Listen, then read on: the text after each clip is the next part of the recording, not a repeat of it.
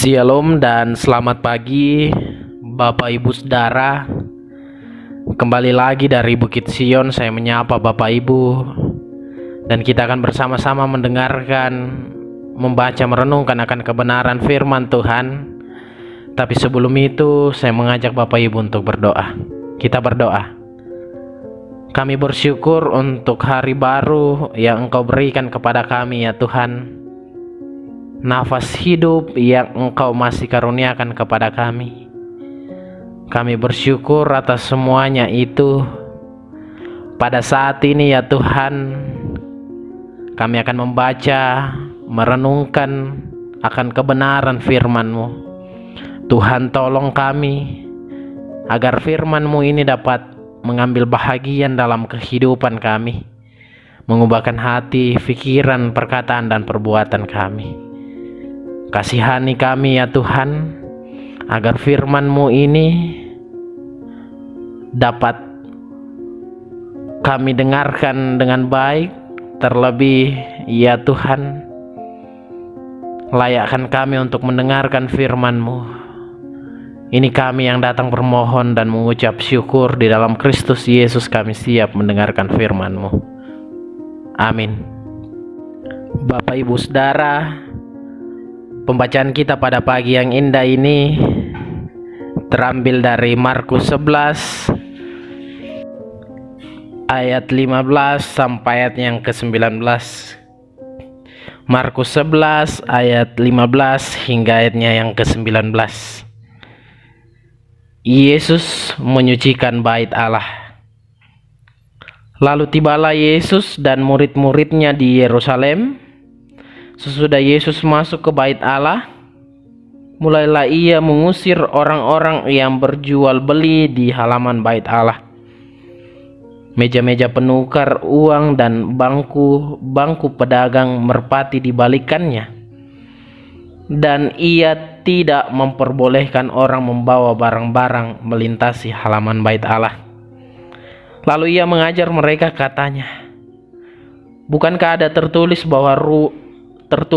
rumahku akan disebut rumah doa bagi segala bangsa, tetapi kamu ini telah menjadikannya sarang penyamun.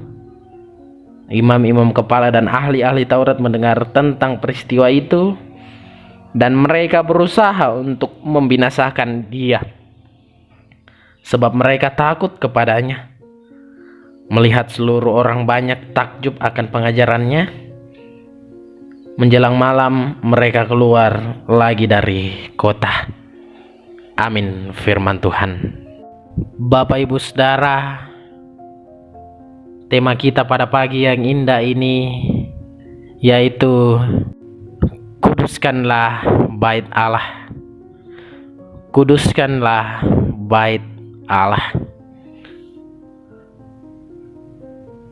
Ketika kita mendengar tema kita ini, apakah itu bait Allah? Apakah bait Allah hanyalah gereja, tempat ibadah? Tentu tidak. Bait Allah adalah diri kita. Bait Allah yang dimaksud adalah diri manusia. Jika kita melihat dalam bacaan kita, di situ Tuhan Yesus bersama murid-muridnya tiba di Yerusalem dan masuk ke bait Allah. Sesudah Yesus masuk ke bait Allah, mulailah ia mengusir orang-orang yang berjual di halaman bait Allah. Meja-meja penukar uang dan bangku-bangku pedagang merpati dibalikannya. Dan ia tidak memperbolehkan orang membawa barang-barang melintasi bait Allah. Pertanyaannya adalah, mengapa Tuhan Yesus mengusir para pedagang dan penukar uang? Ada beberapa alasan. Alasan yang pertama, bait Allah yang seharusnya menjadi rumah doa dan tempat orang beribadah kepada Allah sudah berubah menjadi pasar, tempat orang berjualan. Kemudian alasan yang kedua, penjualan hewan kurban dan penukaran uang di bait Allah itu bukanlah membantu, melainkan memeras orang-orang yang hendak berkurban dan memberi persembahan. Harga hewan kurban di bait Allah jauh lebih mahal dari harga di pasar. Bahkan ada persengkongkolan dengan petugas bait Allah untuk menyuruh orang-orang yang sudah membawa hewan kurban dari rumah untuk menukarkannya dengan penjual di bait Allah, dengan alasan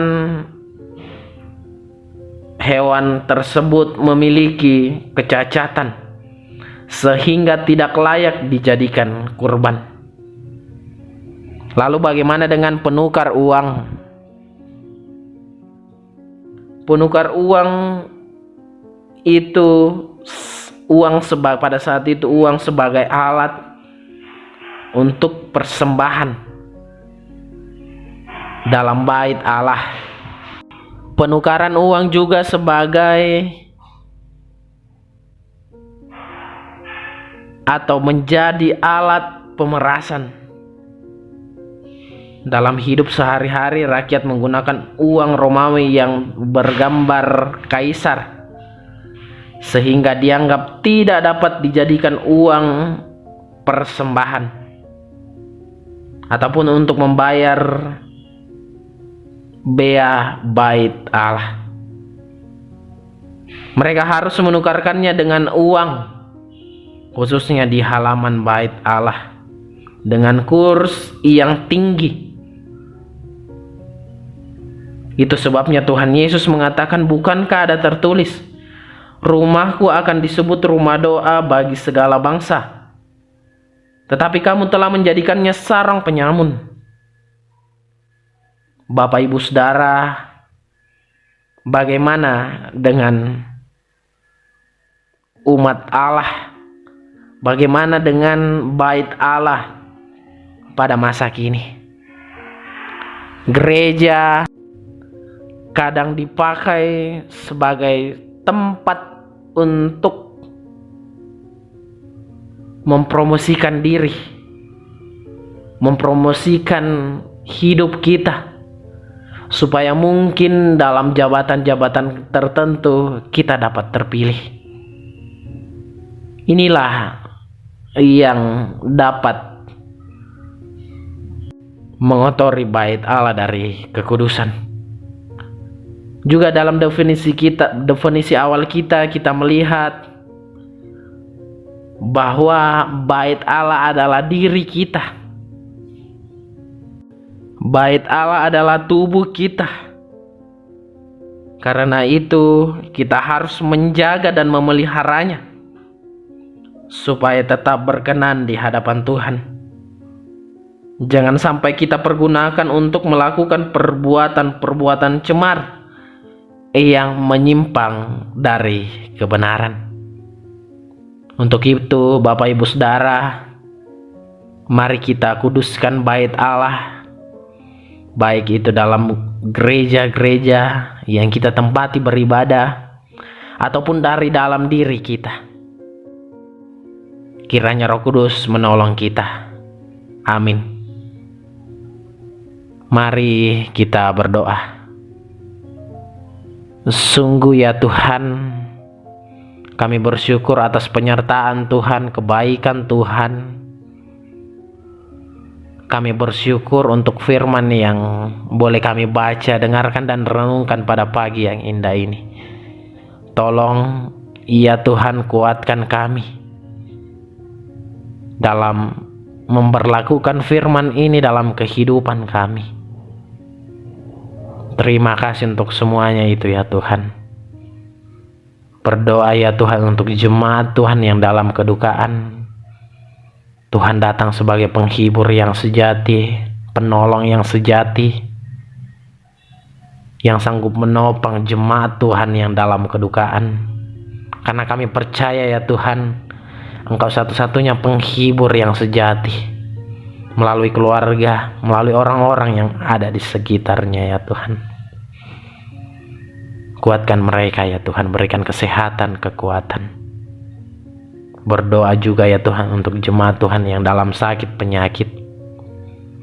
Tuhan, Engkau tahu segala pergumulan mereka dalam proses pemulihan, baik karena COVID-19, dalam ruang-ruang isolasi. Tuhan berkati mereka semua, agar dari dalamnya semua itu mereka dapat memperoleh kesembuhan yang tentunya asalnya daripada-Mu. Beri kesabaran kepada mereka semua ya Tuhan. Obat-obatan, para medis, keluarga yang senantiasa terus bersama-sama dengan mereka, Tuhan Kau berkati juga, sehingga suatu kelak jemaat Tuhan yang sakit dapat memperoleh kesembuhan yang asalnya daripada-Mu.